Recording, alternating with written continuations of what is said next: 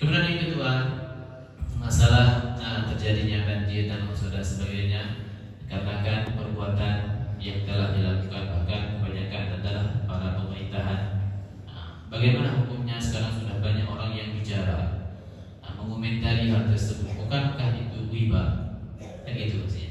Apakah kita akan berdosa dengan membicarakan hal tersebut?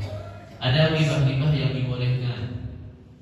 Di dalam kitab Riyadhus Shalihin, Imam Nawawi menyebutkan ada 6 tempat dibolehkan riba. Salah satunya ketika kita mencari orang yang kita nggak jumpa dan kita tanya ke satu tempat, ternyata di tempat tersebut ada beberapa orang yang dengan nama yang sama. Tahu nggak si fulan? Si fulan di sini ada 5. Si fulan yang mana?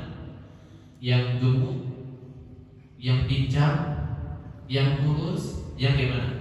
Ini sifat-sifat yang telah disebutkan tadi oleh orang yang kita tanya ini. Kalau ketahuan sama yang punya nama, dia marah. Kamu bilang saya pincang, padahal nyatanya memang pincang. Tujuannya biar dikenal, maka itu dibolehkan. Termasuk juga mencari hukum. Yang kedua, termasuk mencari hukum. Datang seorang istri ke tuku, tanya ini ke tempat orang yang bisa memberikan hukum, jangan ke tempat yang tak ada hukumnya. Datang ke tuku, suami saya kan seperti ini, begini. Ini bagaimana hukumnya? Boleh, walaupun kalau seandainya suami tahu, pasti akan marah. Tapi para ulama mengatakan yang lebih baik ketika semacam ini tanya itu, kalau ada orang semacam ini bagaimana? Itu yang berikan hukum, jangan tanya suami ibu ya.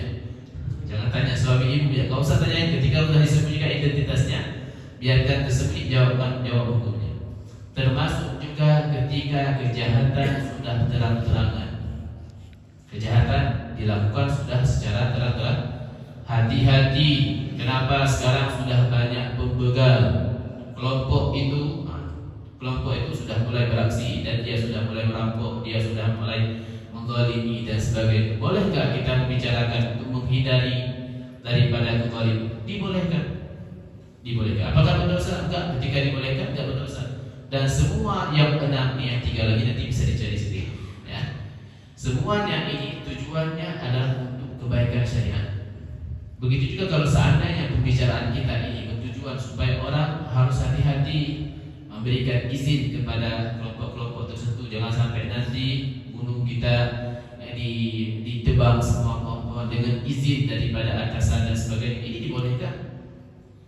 Artinya ada manfaatnya dengan penyampaian tersebut. Yang lebih baiknya jangan menyerang personal, tapi menyerang kepada profesi dibolehkan. Bahwa ada pemerintahan semacam ini, jangan orangnya. Kita boleh membenci perbuatannya, tapi tidak boleh membenci orang yang melakukan perbuatan.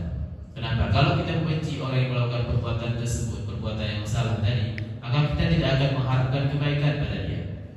Bahkan guru-guru kami mengajarkan kami untuk tidak membenci sampai ke non-muslim, ke orang kafir pun kita tidak boleh benci. Kenapa? Kalau kita bencinya, kapan kita ngajak dia masuk ke Islam? Tapi apa yang kita boleh? Yang boleh kita benci kafirnya, sifat kafirnya boleh kita benci. Kita tidak sadar bahwa dia berada di dalam agama selain agama Islam.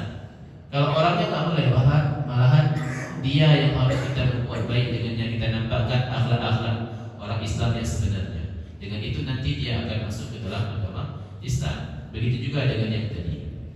Supaya orang terhindar daripada hal